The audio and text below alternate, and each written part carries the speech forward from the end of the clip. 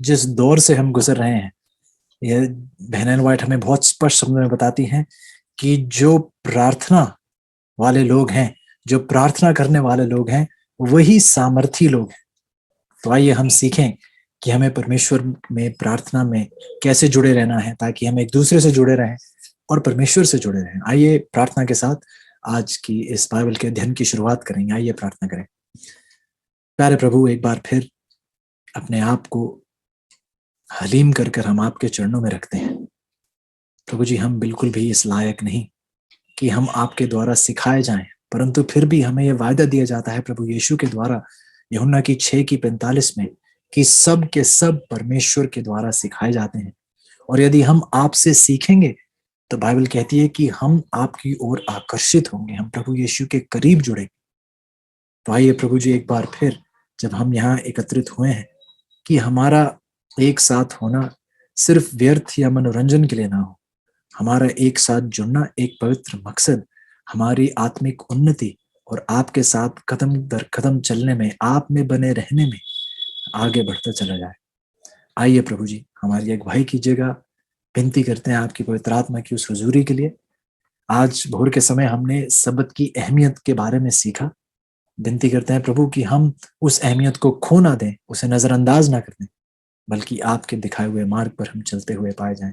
एक बारी फिर विनती करते हैं कि हमें प्रार्थना की इस सच्चाई में, इसकी सामर्थ्य में हमारी अगुवाई कीजिएगा, क्योंकि ये सब कुछ हम आपके प्यारे बेटे प्रभु यीशु के नाम से मांगते हैं, आमीन।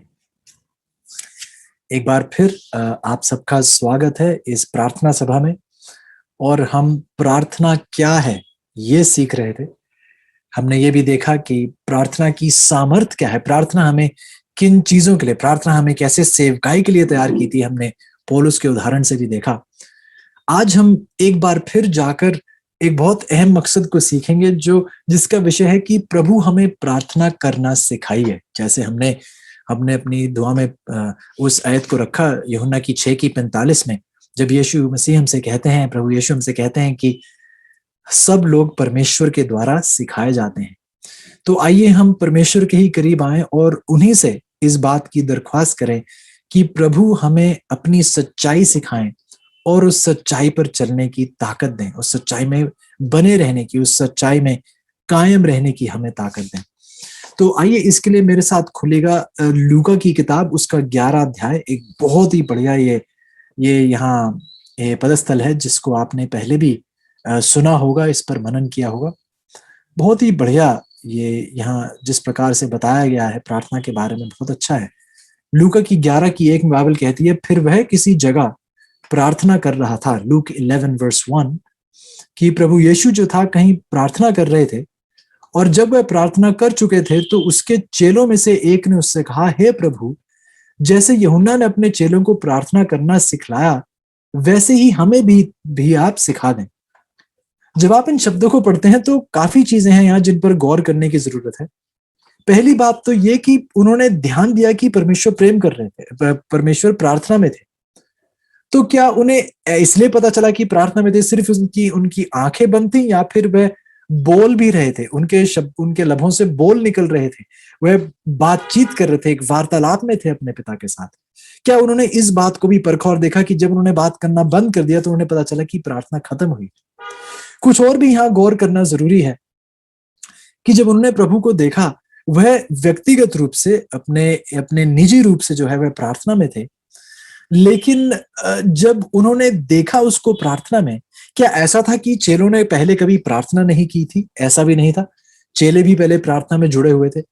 लेकिन प्रभु यीशु का प्रेम का प्रार्थना का तरीका ही कुछ अलग था। जिस जिस प्रकार से प्रभु यीशु अपना दिल अपने पिता के सामने खोल रहे थे, ये कुछ अलग ही अनुभव था। तो उन्होंने परमेश्वर से विनती की कि हमें भी प्रार्थना करना सिखा, जिस प्रकार से हम भी प्रार्थना करते हैं, लेकिन जिस प्रकार से आप प्रार्थना कर रहे हैं, हमें सिखाइएगा कि हम इस प्रकार परमेश्वर की हुजूरी में कैसे आ सकते हैं। बहुत ही अहम एक सवाल उन्होंने प्रभु यीशु से पूछा। उन्होंने देखा कि प्रार्थना में पिता और पुत्र के बीच का मेल कैसा था, इनकी एकता कैसी थी, ये किस प्रकार एक दूसरे से कैसे जुड़े हुए थे। उन्होंने प्रार्थना की सामर्थ्य को समझना चाहा और उसके राज को बेहतर जानना चाहा, और प्रभु यीशु से कहा कि हमें भी आप प्रार्थना करना सिखाएं।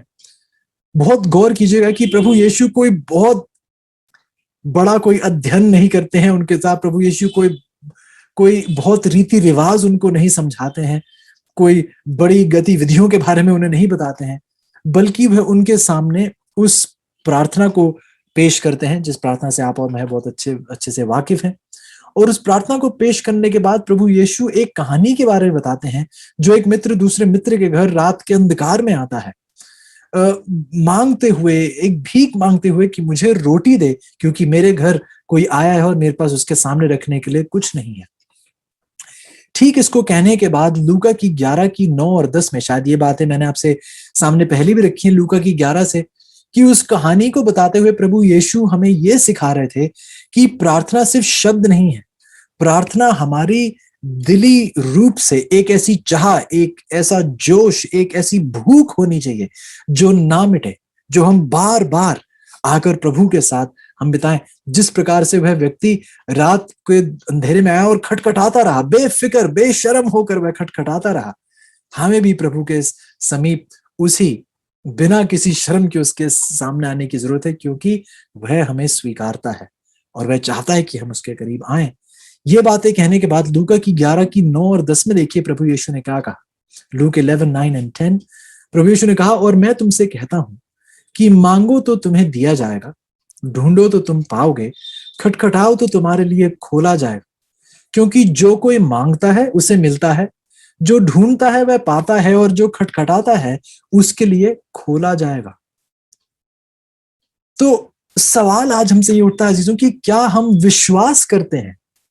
हमें यह आयत बहुत अच्छे से पता है, लेकिन क्या हम इस वायदे पर विश्वास भी करते हैं कि यदि हम मांगेंगे तो हमें सचमुच में मिलेगा?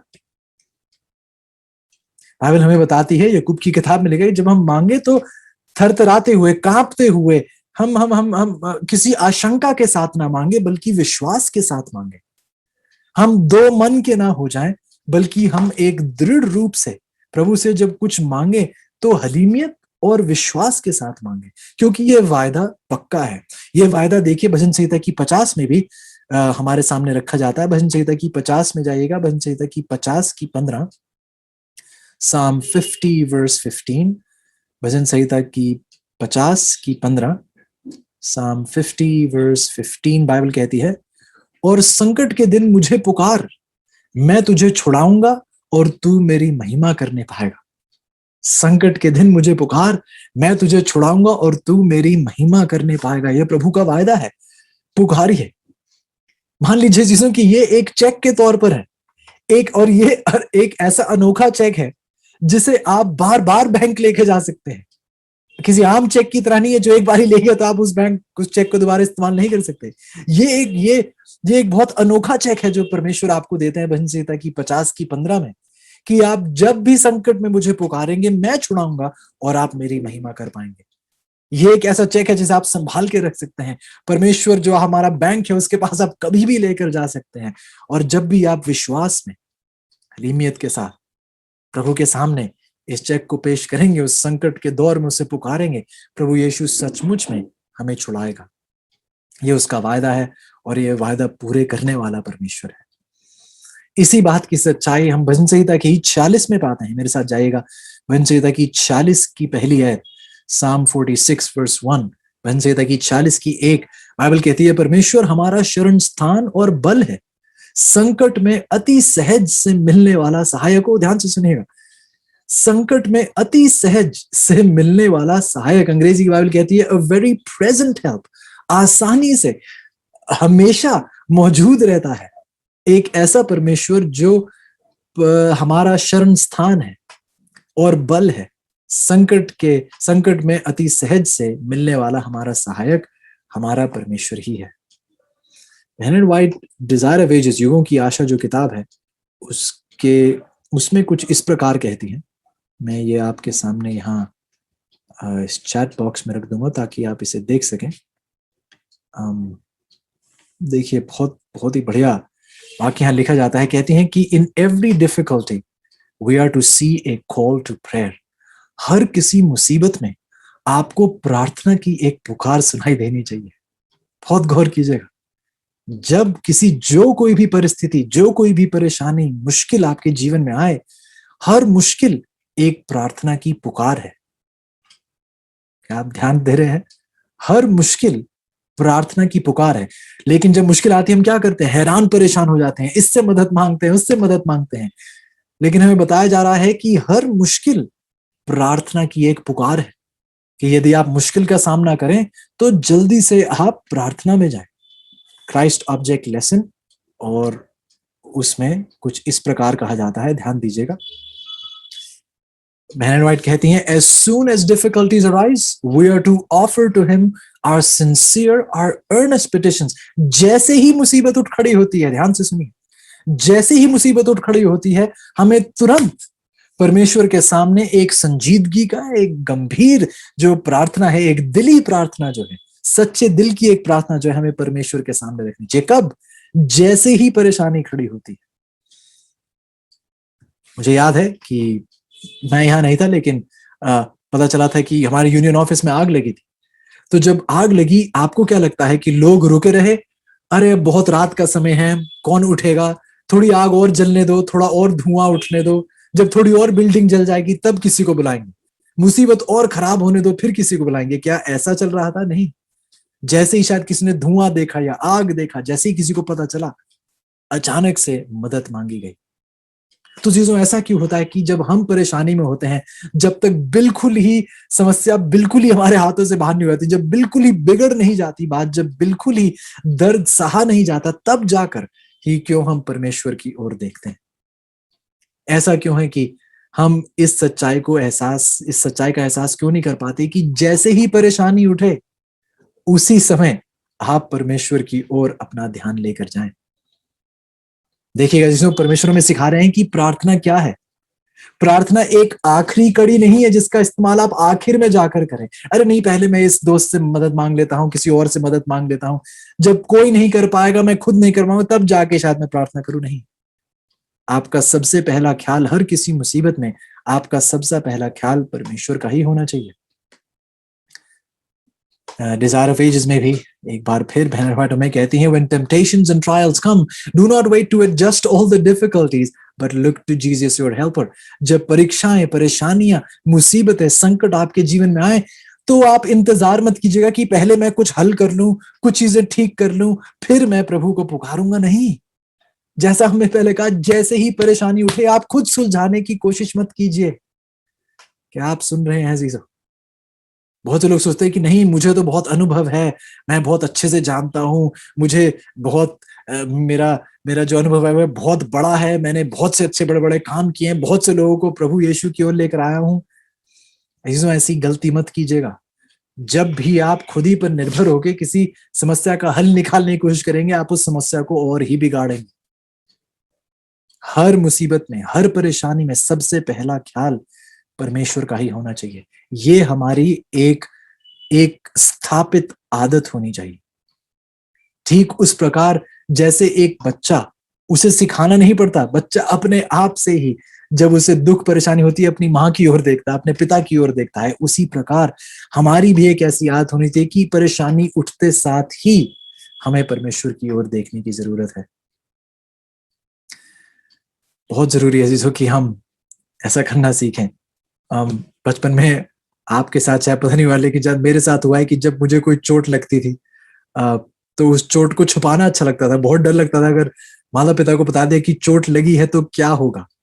ये भूल जाता था कि जो मेरी मदद कर सकते हैं वो माता पिता ही हैं, और उन्हीं से उस चोट को छुपाता फिरता था।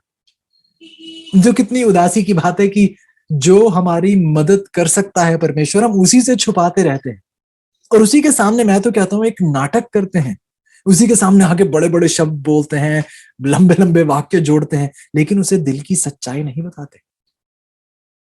और प्रभु यहां हमें सिखा रहे हैं कि हम खुद समस्या का हल ना करने की कोशिश करें, हम तुरंत परमेश्वर के पास जाएं, ताकि परमेश्वर हमारा हल निकालकर हमें उस समस्या का हल दे सके, हमें उस परेशानी से निकाल सके, उस दुख, संकट और बंदिश से छुड़ा सके। क्योंकि प्रभु की ये आशा है, भूलिएगा नहीं कि प्रभु क्या है। प्रभु हमारा शरण स्थान और बल है।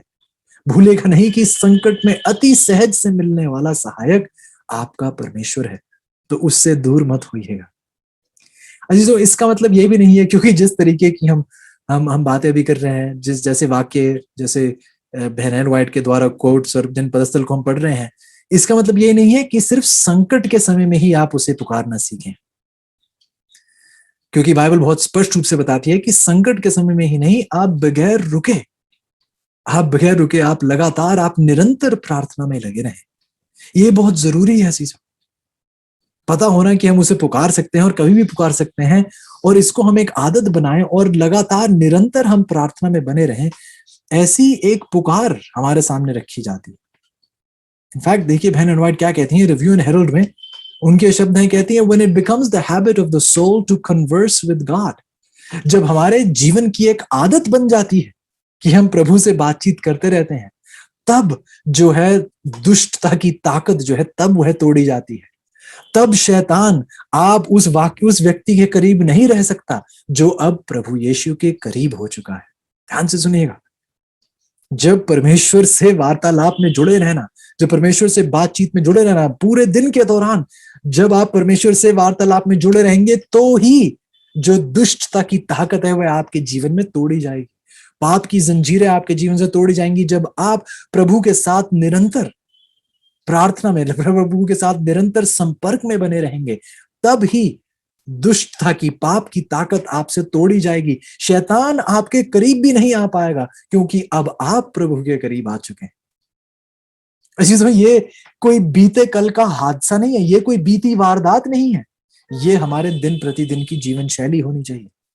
हमें प्रभु के साथ निरंतर वार्तालाप में जुड़े रहना चाहिए, तो ही जाकर दुष्टता की ताकत टूटेगी। ऐसा नहीं है कि आज सुबह प्रार्थना कर ली तो अब शाम को सोने से पहले प्रार्थना करेंगे, अरे कल प्रार्थना सभा में इतना समय लगाया तो अब अगले सबत की इंतजार करेंगे। यदि आप उस पाप की जंजीर से मुक्त होना चाहते हैं तो आपको एक आदत बनानी पड़ेगी। सवाल अगला उठता है कि एक आदत कैसे मिलती है? क्या आप खरीद सकते हैं किसी आदत को? नहीं अजीजों, आदतें खरीदी नहीं जाती हैं, आदतें बनाई जाती हैं। चाहे बुरी आदतें हो या अच्छी आदतें हो, आदतें बनाई जाती हैं। जब आप एक ही चीज को बार बार दोहराते हैं, बार बार दोहराते हैं, बार बार दोहराते हैं, तब जाकर वह चीज एक आदत बनती है।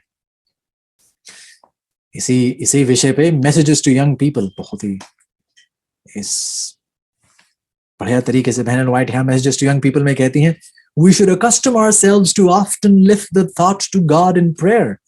हमें अपने आप को एक ऐसी आदत में ले आना चाहिए कि हम कई बार हमारे विचार, हम लगातार हमारे विचार जो है प्रभु के सामने प्रार्थना में पेश करते रहे। हमारे विचार सिर्फ किसी के लिए प्रार्थना ही नहीं, सिर्फ मांगो ही नहीं, भीख ही मत मांगो हमेशा उसके सामने। चीजों हमें हमारे विचार, जो हमारे विचार हैं, उन्हें भी लगातार प्रार्थना में प्रभु के सामने हमें पेश करना चाहिए। फिर एक बहुत अहम चीज, एक बहुत अहम सीख बहन वाइट यहाँ पेश करते हैं कि यदि आपका दिमाग कई बार भटक जाता है, जब आप प्रार्थना में होते हैं, आप विचार उसके सामने पेश कर होते हैं और आपका दिमाग भटक जाता है, तो निराश मत होइए, उस दिमाग को वापस ले आइए। प्रभु से कहिए कि देखिए प्रभु, मेरा दिमाग भटक रहा है, इसे दोबारा अपने साथ संपर्क में जोड़िए। और फिर वह कहती हैं कि एक घोर संघर्ष के साथ ऐसा होगा। और ये आदत जो है, ऐसी आदत पड़ने से ये कार्य जो है, प्रार्थना में बने रहने का कार्य आसान होगा। ध्यान से सुनिए, पहले घोर संघर्ष करना होगा, तो ही जाकर ये आदत जो है अब आसान हो जाए। जिन लोगों ने गाड़ी चलानी सीखी हो, या स्कूटर चलाना सीखा हो, या गाड़ी चलानी सीखी हो, तो पहले पहले मुश्किल होती है, पता नहीं चलता कि पहले कैसे क्लच दबाना है या गियर दबाना है, गलतियां बहुत होती हैं। लेकिन एक बार जब आप बार बार दोहराते हैं, तो वही चीज जो इतनी मुश्किल लगती थी, अब आप किसी से बात करते करते भी गियर बदलते हैं, ब्रेक दबाते हैं, गाड़ी आगे तेजी से ले जाते हैं, अब एक आदत बन जाती है। लेकिन शुरुआत में क्या होता है? एक घोर संघर्ष होता है। इसमें ये ध्यान दीजिए कि हमारा दिमाग भी जो है आपके शरीर के किसी और मांसपेशी की तरह है, एक मसल की तरह है। और ये मसल जो है अजीजों, जैसे आप एक्सरसाइज करते हैं ताकि आपके मसल्स और मजबूत हो, जब तक आप एक्सरसाइज नहीं करेंगे तो मसल्स मजबूत नहीं होंगे। जो व्यक्ति ये हफ्ते में एक बार एक्सरसाइज करता है, उसका शरीर कैसे मजबूत बन पाएगा? ठीक उसी प्रकार इस दिमाग को मजबूत करने के लिए भी घोर संघर्ष करना पड़ता है। यदि आप हफ्ते में एक ही बार करेंगे तो दिमाग मजबूत नहीं हो पाएगा। और ये इस दिमाग का चरित्र ही कुछ ऐसा है कि बुराई की ओर तो ये बहुत आसानी से लग जाता है, लेकिन भलाई की ओर इसको आदत में ढाल कर लाना पड़ता है, क्योंकि हम भलाई में इतना डूब चुके हैं, बुरी आदतें और आसानी से लग जाती हैं। लेकिन ध्यान दीजिएगा जी, ध्यान दीजिए, ये दिमाग परमेश्वर ने ही बनाया था। यदि आप अपने जीवन को देखें और कहें कि नहीं, मेरे जीवन में तो बुरी आदतें बहुत सारी हैं और ये बुरी आदतें मेरे से नहीं छूटती। क्या किसी का ऐसा अनुभव है?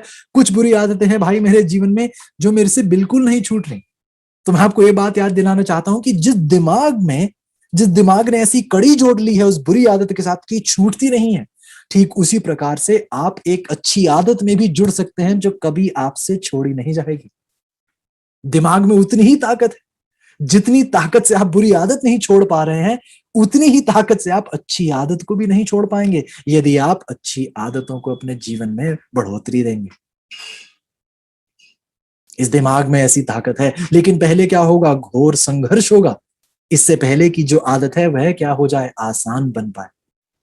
By persevering effort, habit will finally make it easy. घोर संघर्ष होगा, आदत पड़ेगी और तब जाकर ये कार्य आसानी से आ जाएगा कि अब आपका दिमाग, आपके विचार परमेश्वर के साथ जुड़े हुए हैं। कई लोग प्रार्थना करके निराश हो जाते हैं कि जब मैं प्रार्थना करता हूं मेरे दिमाग में और कई कई विचार आते हैं। क्यों? क्योंकि हमारा दिमाग है ही ऐसा, हम उससे दूर ही इतना रहे हैं कि कई सारे विचार हमारे दिमाग में आते रहते हैं। लेकिन अब यदि आप उसके करीब आ रहे हैं तो आदत डालिए, घोर परिश्रम कीजिए कि दिमाग बार बार लेकर प्रार्थना में प्रभु के पास आए, अपने विचार बार बार दिन के बीतते समय में बार बार अपने विचार जो है प्रभु यीशु की ओर उठाएं। बहुत जरूरी है, बहुत ज्यादा जरूरी है। बहुत अहम है इस बात को समझना अजीजों, क्या जिंदगी अगर ऐसी होती कि हमें ऐसा कुछ भी ना करना पड़ता जो मुश्किल है, तो जिंदगी कैसी होती? अगर हम ये सोच के हार मान जाते कि नहीं बहुत मेहनत करनी पड़ रही है तो इसे छोड़ देते हैं, तो इसे ध्यान दीजिएगा कि यदि आप कभी पहाड़ी पे आपने चढ़ाई की हो तो पहाड़ी से नीचे उतरना तो आसान है, आप स्लाइड करके नीचे उतर सकते हैं, लेकिन पहाड़ी पर ऊंचाई पर चढ़ने के लिए आपको परिश्रम करने की जरूरत होती है। जब मैं स्कूल में था, मेरे अध्यापक ने हमें सिखाया कि जब आपके जीवन में सारी चीजें आसान हो तो ये ठान लीजिएगा, ये मान लीजिएगा कि अब आप नीचे की ओर जा रहे हैं। लेकिन यदि आपके जीवन में बहुत सी परिस्थितियां आ रही हैं, परेशानियां आ रही हैं, आपकी नजर प्रभु की ओर कायम है, तो आपको इस बात को भी मान लेना चाहिए कि अब आप ऊंचाई पर चढ़ रहे हैं। लेकिन यदि सब कुछ आशो आराम है, सब कुछ आराम से है, सब कुछ दिन प्रतिदिन अपने ही तरीके से चलता जा रहा है, कोई मुश्किल कोई परेशानी नहीं है, तो आपको अचानक से पता चल जाना चाहिए आप नीचे की ओर जा रहे हैं, आप बढ़ोतरी नहीं कर रहे, आप गिर रहे हैं। नेहमिया का उदाहरण लीजिएगा। नेहमिया जो था उस राजा का, जो जो फारसी राजा था, उसका वो सेवक था, उसका कप बेरर था, उसका उसका जो उसका ग्लास था वो उठाने वाला व्यक्ति था, और वह अपने रोज बरोज के काम में वह जुड़ा हुआ था। जब राजा ने उसकी ओर देखा और उससे पूछा कि आप अच्छे नहीं लग रहे, क्या बात हुई है? नेहमाया सच्चाई ये थी कि बहुत दौर से जब उसे यरूशलेम की स्थिति के बारे में पता चला कि इस तरीके से यरूशलेम बंजर पड़ा है, उसकी दीवारें और उसके द्वार जो है नाश हो चुके हैं, यह सब कुछ सोचकर बहुत दौर से, काफी महीनों से बल्कि, नेहमिया जो था प्रार्थना में था और रो रहा था, उपवास में था, वो उसका दिल बहुत टूटा हुआ था यरूशलेम को लेकर, उसका दिल बहुत भारी था। लेकिन इससे पहले कि वह उस इंटरव्यू में जो राजा उससे सवाल जवाब कर रहा था, तो बताया जाता है कि इतने महीनों से प्रार्थना कर रहा था, तो जब उसने उस राजा से मांगा जो उसे चाहिए था, उसे मांगने से पहले भी इतने महीनों की प्रार्थना के बाद भी बाइबल में बताती है कि वह वही उसी समय रुका और उसने अचानक से प्रभु के सामने अपनी प्रार्थना रखी और फिर राजा से मांगा जो उसे मांगना था। क्योंकि अजीजों, नेहमिया ने इस सच्चाई को स्वीकार लिया था। नेहमिया ने राजा से इन्हें कहा कि राजा मुझे आप 5 मिनट देंगे, मैं प्रार्थना करके, अकेले में प्रार्थना करके फिर वापस आऊंगा। नहीं, नेहमिया ने ये आदत डाल ली थी, जैसा अभी हमने पहले इस कोट में पढ़ा कि आपको एक आदत डाल लेनी चाहिए अपने विचार प्रभु के सामने प्रार्थना में रखने की। कई बार जब हम बाइबल स्टडीज में होते हैं और अजीज कुछ सवाल पूछते हैं तो परमेश्वर मुझे याद दिलाते हैं और फिर मेरे दिल से एक प्रार्थना उठती है कि पवित्र आत्मा आप मेरी अगुवाई करें इस सवाल का जवाब देने में। तो कई बार मेरा ध्यान सवाल पर नहीं, इस बात पर प्रभु लेके जाना चाहते हैं कि मैं प्रभु से पूछता रहूं कि इस सवाल का जवाब क्या होगा। और बहुत अद्भुत बात है, मैं मजाक नहीं कर रहा, ना आपको बड़ा चढ़ाकर बता रहा हूं। कई सवाल होते हैं जब सवाल पूछा जाता है तो मेरे पास जवाब नहीं होता है, लेकिन जब शुरुआत करते हैं जवाब देने का तो परमेश्वर उस जवाब को हमारे सामने पेश करते हैं। आदत डालिए अजीजों, सिर्फ मुसीबतों और परेशानियों में ही नहीं, बल्कि आदत डालिए कि दिन प्रतिदिन पल दर पल आप अपने विचार प्रभु के सामने पेश करते चले जाएं। आप उसके साथ संपर्क में यदि रहेंगे तो ही पाप की जंजीरें आपके आसपास जो हैं वह तोड़ी जाएंगी, आप रिहाई प्राप्त कर पाएंगे, बंदिश से आजादी प्राप्त कर पाएंगे। उसी वहीं खड़े खड़े उसने अपना ध्यान परमेश्वर की ओर लेकर गया और परमेश्वर ने उसे जवाब दिया, उसे बताया क्या करना है। ठीक उसी प्रकार अजीजों हमें भी परमेश्वर के साथ संपर्क में रहना है। हमें अपने दिल के दरवाजे को देखते रहना है, क्योंकि प्रकाशित वाक्य की 3 में हमें क्या बताया जाता है कि प्रभु यीशु हमारे दिल के द्वार पर खटखटा रहे हैं। आइए हमारा ध्यान लगा रहे कि वह कब खटा रहे हैं, वह हमारे दिलों में आना चाहते हैं। आइए हम हमारा ध्यान सदा उसकी ओर रहे। आइए हम इस आदत को बढ़ोतरी दें, आइए हम इस आदत को बढ़ोतरी दें। हाँ, कई बार जब हम अजीजों के साथ मौजूद होते हैं हम घुटने टेकते हैं, प्रार्थना करते हैं, लेकिन चाहे हम किसी भी परिस्थिति में हो, किसी भी माहौल में हो, आइए हम प्रार्थना में जुड़े रहना सीखें। इसी बात को मिनिस्ट्री ऑफ हीलिंग में देखिए बहन वाइट कितने बढ़िया तरीके से लिखती हैं। कहती हैं, cultivate the habit of talking with the Saviour when you are alone, when you are walking, when you are busy with your daily labour. चाहे आप जो कुछ भी कर रहे हो, एक आदत डालिए परमेश्वर से बात करने की, जब आप अकेले हो या जब आप चल रहे हो या जब आप बहुत बिजी हो, जब आप बहुत व्यस्त भी हो अपने दिन ब दिन के काम में, तब भी आप एक आदत डालें कि आपका ध्यान, आपके विचार उसके साथ जुड़े रहें। अजीजों, ऐसा ना हो कि आपकी गृहस्थी, कई बार गृहस्थी में एक दूसरे की मदद करना बुरी बात नहीं है, लेकिन ऐसा ना हो कि आपकी गृहस्थी ही, आपके घर परिवार का ख्याल रखना ही आपके विचार परमेश्वर से अलग कर दे। तो गृहस्थी में ही दिन प्रतिदिन के कार्यों में भी आपका ध्यान लगातार परमेश्वर की ओर लगा रहे, आपके विचार उसके साथ जुड़े रहें, ये बहुत जरूरी है। ध्यान दीजिए कि यदि आप ऐसी आदत डालेंगे तो कितना समय लगेगा। सच्चाई तो यह है कि आपके दिन के बीतते हुए लम्हे ज्यादातर इसी बात में बीत जाएंगे कि आपके विचार जो है उसके साथ जुड़े रहेंगे। चाहे आप सोने के लिए लेट ही क्यों ना रहे हो, चाहे आप गाड़ी क्यों ना चला रहे हो, आपको परमेश्वर एक आदत में डालेंगे जहां आपके विचार उसके विचारों के साथ जुड़े रहेंगे। वॉक करना, चलना एक बहुत बढ़िया एक एक्सरसाइज है, एक अभ्यास है। एक बहुत बढ़िया निमंत्रण हमें दिया जाता है कि जब आप वॉक करें तो सिर्फ सेहत के लिए नहीं, वॉक करें ताकि आप परमेश्वर से बात कर सकें। घर परिवार के साथ हैं, उनके साथ समय बिताते हैं, उनके साथ भी प्रार्थना करते हैं, लेकिन समय निकालिए वॉक करने का, सिर्फ अभ्यास के लिए नहीं, सिर्फ आपकी एक्सरसाइज के लिए नहीं, समय निकालिए एकांत में वॉक करने के लिए ताकि आपके विचार परमेश्वर के साथ जुड़ सके। प्रभु यीशु का उदाहरण देखिए, कई बार वे अपने चेलों से अलग होकर एकांत में जाते थे, चलते हुए जाते या नाव पे थे या कुछ थे, लगातार एक ऐसी खोज में थे कि मैं अपने पिता के साथ जुड़ा रहूं। तो जीजों, ये कोशिशें हमारे में जारी रहें कि हम लगातार कुछ ऐसे मौके निकालें, वॉक पर जाएं, भागने कहीं निकल जाएं, ताकि हम परमेश्वर के साथ संपर्क में अपने दिमाग को रखें। जो कुछ भी हम कर रहे हो, हमारा ध्यान, हमारे विचार उसकी ओर जुड़े रहें। तो हम देखते हैं कि नेहमाया, वह अपने घुटनों पर नहीं गिरा, उसने जोर से आवाज उठाकर नहीं कहा कि हे मेरे प्रभु मुझे बताइए मुझे क्या करना चाहिए, नहीं, लेकिन परमेश्वर ने उसकी आवाज सुनी, उसकी पुकार सुनी। बल्कि यिर्मयाह की 33:3 में, ये हम पहले भी पढ़ चुके हैं, बहुत ही सुनहरा पद है, यिर्मयाह की 33:3, यिर्मयाह की किताब उसकी 33:3, देखिए बाइबल क्या कहती है।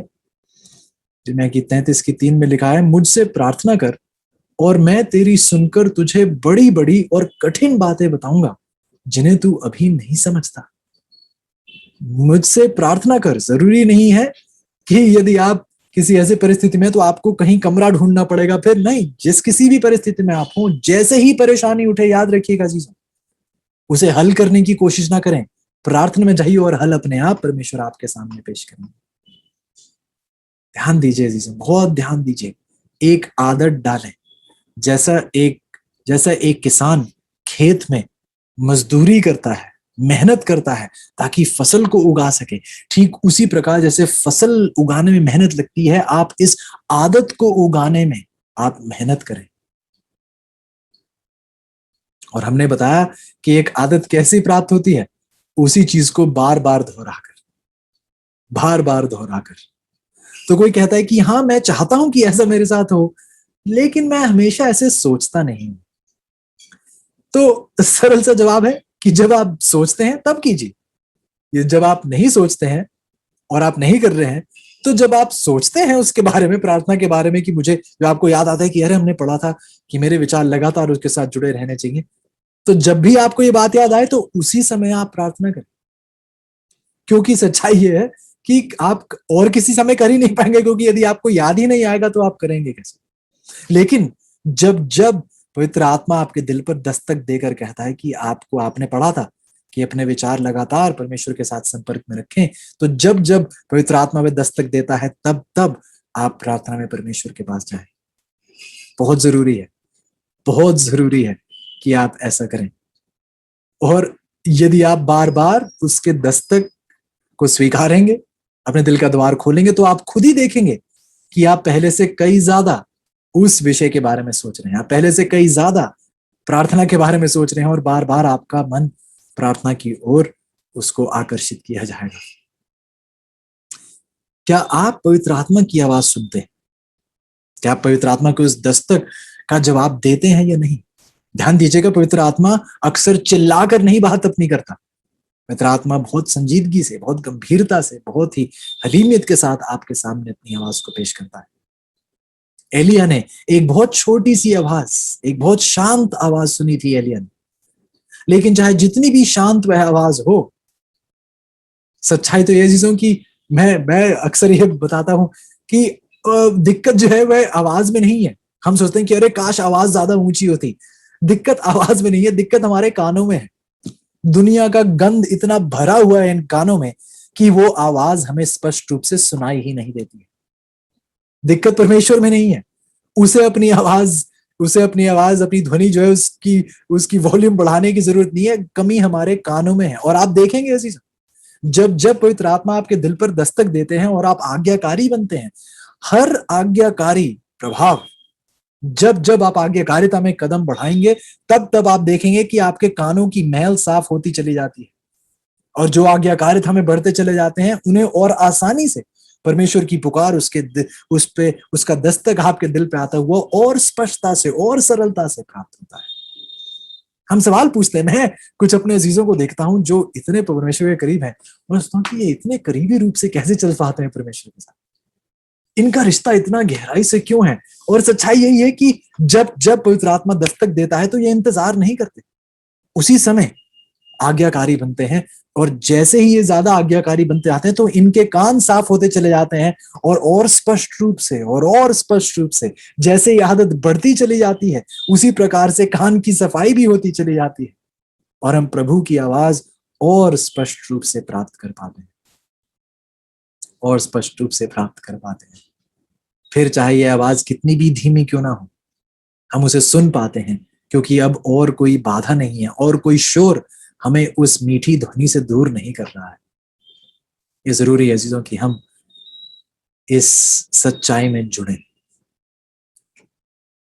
एक और बहुत अहम विचार प्रभु हमारे सामने रखते हैं प्रार्थना के विषय में। हमें बताया जाता है कि सिर्फ लोगों के सामने ही प्रार्थना करना नहीं, सिर्फ अपने परिवार के सामने ही प्रार्थना करना नहीं, सिर्फ व्यक्तिगत रूप से ही प्रार्थना करना नहीं, लेकिन एक और प्रार्थना के विषय में एक और नजरिया हमारे सामने पेश किया जाता है। आइएगा मेरे साथ मत्ती की 18 की 19 में जाएंगे। मैथ्यू 18 वर्स 19, मत्ती की 18 और उसकी 19। परमेश्वर हमें सिखा रहे हैं कि प्रार्थना कैसे की जाती है। मैथ्यू 18:19 बाइबल कहती है, फिर मैं तुमसे कहता हूं, यदि तुम में से दो जन पृथ्वी पर किसी बात के लिए जिसे वह मांगे एक मन हो, तो वह मेरे पिता की ओर से स्वर्ग में है उनके लिए हो जाएगा। तो वह मेरे पिता की ओर से जो स्वर्ग में है उनके लिए हो जाएगा। जब तुम में से दो जब जन पृथ्वी पर किसी बात के लिए जिसे वह मांगे एक मन हो, तो वह आपको दिया जाएगा मेरे पिता के द्वारा जो स्वर्ग में है। यहां हमें हमें गणित से कुछ सीखने को मिलता है। दो कितने होते हैं? यदि मैं आपसे पूछूं कि दो कितने होते हैं, तो आप कहते हैं कि एक और एक दो होते हैं। बिल्कुल सही कहा आपने। और हम कई बार इस आयत को सुनते हैं और हमें बताया जाता है कि लोग इस आयत का इस्तेमाल करते हुए कहते हैं कि यहां पर सिर्फ दो तीन जन हैं, लेकिन ये काफी है और हम इस वायदे को जो है, हमें इस पर दावा हम अपना कर सकते हैं। हम उस सच्चाई से मना नहीं कर रहे, उस सच्चाई से इनकार नहीं कर रहे जब दो तीन लोग इकट्ठा हों और फिर वे कहते हैं कि हम इस वायदे को स्वीकार पर इसका दावा करते हैं, इस वायदे को स्वीकारते हैं। तो ये गलत नहीं है, हम नहीं कह रहे कि ऐसा नहीं करना चाहिए।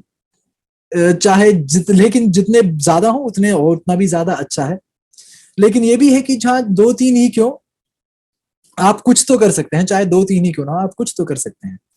लेकिन ध्यान दीजिए कि प्रभु यीशु यहां पर एक बहुत खास वायदा दे रहे हैं। कहते हैं कि दो लोग जो एक दूसरे से सहमत हैं, और फिर कहते हैं कि चाहे दो ही क्यों ना हो, चाहे तीन भी क्यों, लेकिन एक दूसरे से सहमत हो।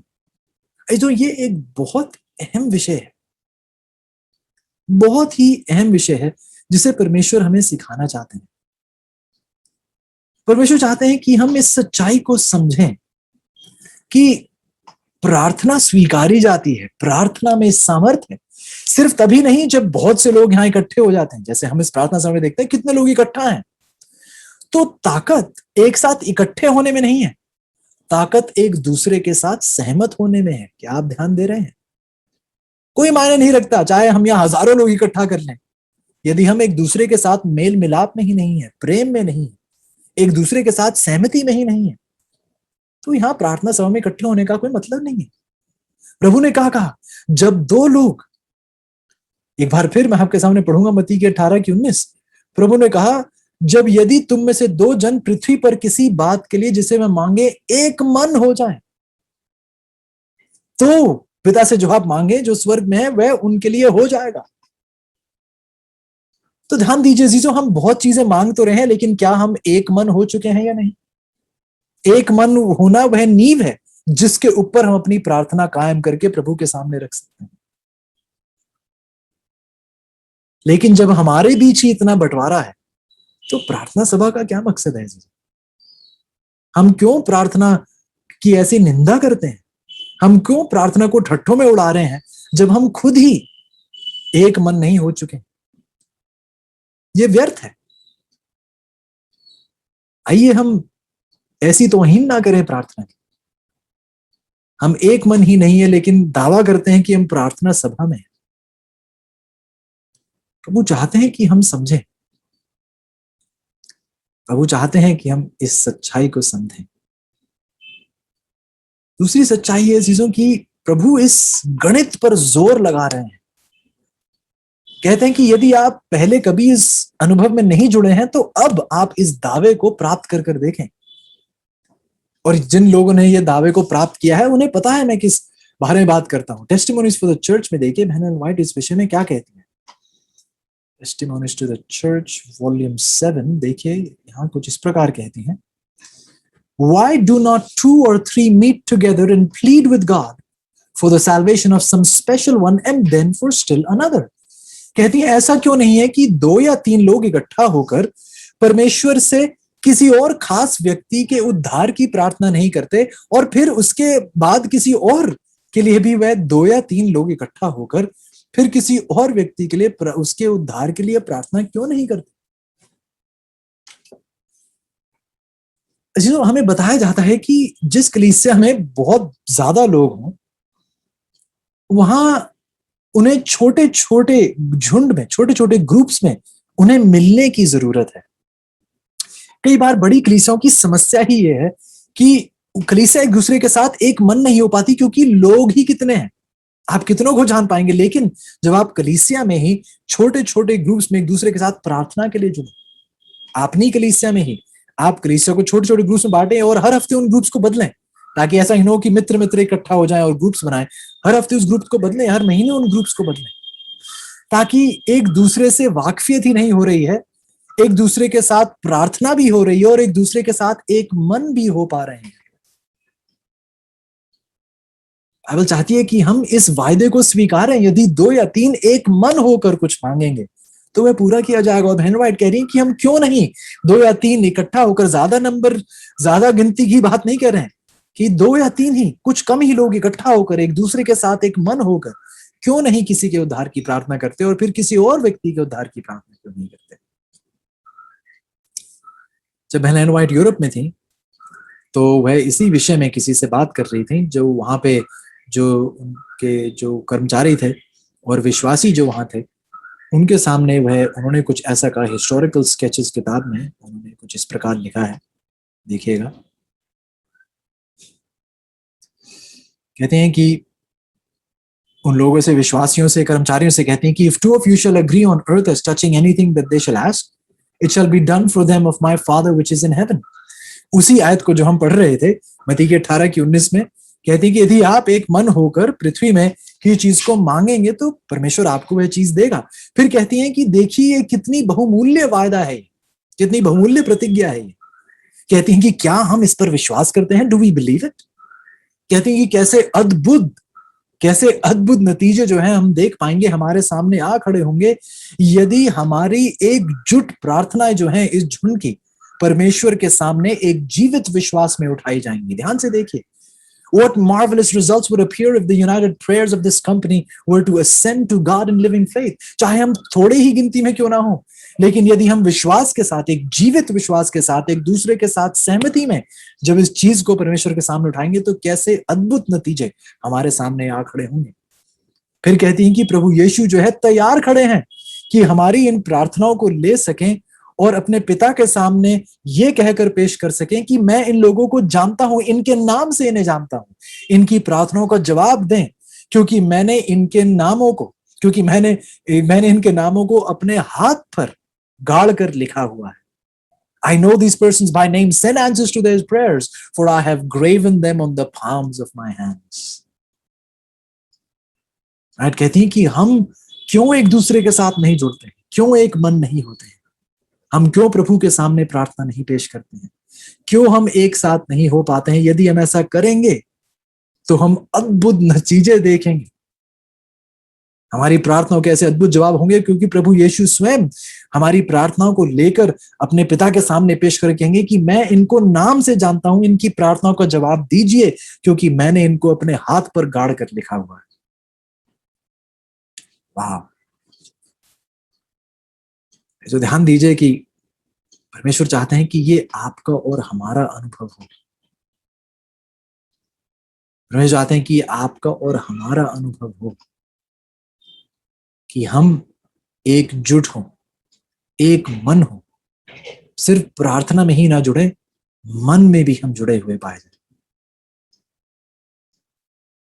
ये चीजों बहुत जरूरी है कि हम इस अनुभव को अपना अनुभव बनाएं, कि ये किसी और कलीसिया का ही नहीं, ये आपका व्यक्तिगत अनुभव हो, कि ये सिर्फ ज्ञान बनकर ही ना रह जाए, ये हमारे जीवन की सच्चाई हो। आइए प्रभु हमें याद दिलाते हैं कि हमें एक दूसरे के साथ जुड़ने की जरूरत है, और जब हम एक मन होकर परमेश्वर से कुछ मांगेंगे, चाहे किसी के उद्धार की प्रार्थना क्यों ना कर रहे हो, चाहे किसी की चंगाई के लिए प्रार्थना ही क्यों ना कर रहे हो, जब हम एक मन होकर मांगेंगे तो अद्भुत नतीजे हमारे सामने पाए जाएंगे। आइए अजीजों, जैसे वह हमसे सवाल पूछती हैं कि हम 2 या 3 में इकट्ठा होकर किसी के उद्धार की प्रार्थना क्यों नहीं करते, और फिर उसके बाद किसी और व्यक्ति के बारे में क्यों नहीं करते। यदि हम करेंगे तो अद्भुत नतीजे जो है हमारे सामने पाए जाएंगे, हम उसका प्रतिफल देखेंगे और आशीषित होंगे। आइए अजीजों, इसी निमंत्रण के साथ मैं आपसे दरख्वास्त करता हूं कि आइए हमारी दिली प्रार्थना एक ऐसी प्रार्थना हो जो आदत बन चुकी हो। शुरुआत में संघर्ष है, लेकिन फिर आदत उसे आसान कर देती है। परमेश्वर चाहते हैं कि हमारे विचार उसके विचार के साथ जुड़े रहें, हमारा दिमाग उसके दिमाग के साथ जुड़ा रहे, उसके विचार हमारे बन जाए और उसका स्वभाव हमारा बन जाए, और जैसा वह है वैसे हम बने, ताकि परमेश्वर की इस सामर्थ और उसके इस उद्धार की ताकत को हम दुनिया के सामने पेश करने वाले बन सके। यदि आज आपकी भी यही चाह है, आप भी चाहते हैं कि हम इस सभा में, चाहे हम जितने भी लोग हों, अजीजों सच्चाई तो यह है, आज यहाँ 65 लोग हैं, चाहे यहाँ पे 6 ही लोग क्यों ना हो या 5 ही लोग क्यों ना हो, इस प्रार्थना सभा एक आशीषित प्रार्थना सभा तभी है जब 65 के 65 लोग एक मन होकर प्रार्थना करें। आइए अजीजों, आप सबसे विनती है कि अपनी निजी प्रार्थनाओं में यह प्रार्थना करें कि हम प्रार्थना सभा में सिर्फ इकट्ठा होने के लिए नहीं, यहाँ गिनती दिया अपनी उपस्थिति दिखाने के लिए ही नहीं, बल्कि हम यहाँ परमेश्वर की पढ़ाई के लिए, एक दूसरे के साथ जुड़ने के लिए, परमेश्वर में आगे बढ़ने के लिए, आत्मिक उन्नति प्राप्त करने के लिए, एक साथ सहमति में परमेश्वर के साथ जुड़े और परमेश्वर हमें अपनी आशीषों से माला माल करे। बहुत सी कार्य हम पूरे कर सकते हैं यदि हम परेशानी खड़े होते ही प्रार्थना की ओर जाएं, खुद सुलझाने की कोशिश न करें। आइए अजीजों, हम आत्मनिर्भरता को त्याग कर प्रभु पर निर्भरता सीखें। यदि आपकी इच्छा है तो आइएगा मेरे साथ घुटनों के बल, यदि आप झुक सकें घुटनों के बल तो आइए घुटनों के बल आएंगे और प्रार्थना करेंगे। आइए प्रार्थना करें। परमेश्वर एक बार फिर आशीषित है प्रभु, आप हमें सिर्फ वचन की गहराई ही नहीं बल्कि अपने साथ जुड़ने की ताकत भी अपने वचन में बताते हैं। कितने आशीषित हैं हम प्रभु की, हमें ऐसे सुनहरे मौके दिए जाते हैं। आप हमें प्रार्थना करना सिखा रहे हैं, आप हमें सिखा रहे हैं कि हम खुद अपनी समस्या ना सुलझाएं, बल्कि परेशानी खड़े होते ही हम प्रार्थना में प्रभु की ओर झुकें। धन्यवादी हैं प्रभु इस आशीष के लिए। अपने अजीजों का धन्यवादी हूं जिन्होंने ये निर्णय लिया है कि ये प्रभु के साथ चलेंगे और प्रभु की ही गुणगान गाएंगे और प्रभु की ही महिमा करेंगे। विनती करता हूं कि आप इनको लगातार आत्मिक उन्नति में और उस धार्मिक सफलता में, पापों से रिहाई में, दुष्टता से आजादी में इनको बढ़ाते चले जाएं। हमने पढ़ा है प्रभु कि जब हम आपके साथ लगातार संपर्क में बने रहेंगे तो ही पाप की जंजीरें तोड़ी जाएंगी, शैतान हमारे पास भी नहीं आ पाएगा, क्योंकि हम आपके पास आ चुके हैं। हमारी मदद कीजिएगा प्रभु जी, हमारी अगुवाई कीजिएगा, क्योंकि आपके बगैर ऐसा करना नामुमकिन है। हमें उस घोर संघर्ष करने की सामर्थ्य दें ताकि प्रार्थना, आपके साथ जुड़ना आसान होता चला जाए। धन्यवादी हैं प्रभु इस स्वर्गीय आशीष के लिए। हमारे दिलों को हलीम कीजिए और अपने साथ जोड़े रखिए, ये हमारी प्रार्थना है। हम धन्यवादी समेत प्रभु यीशु के नाम से मांगते हैं।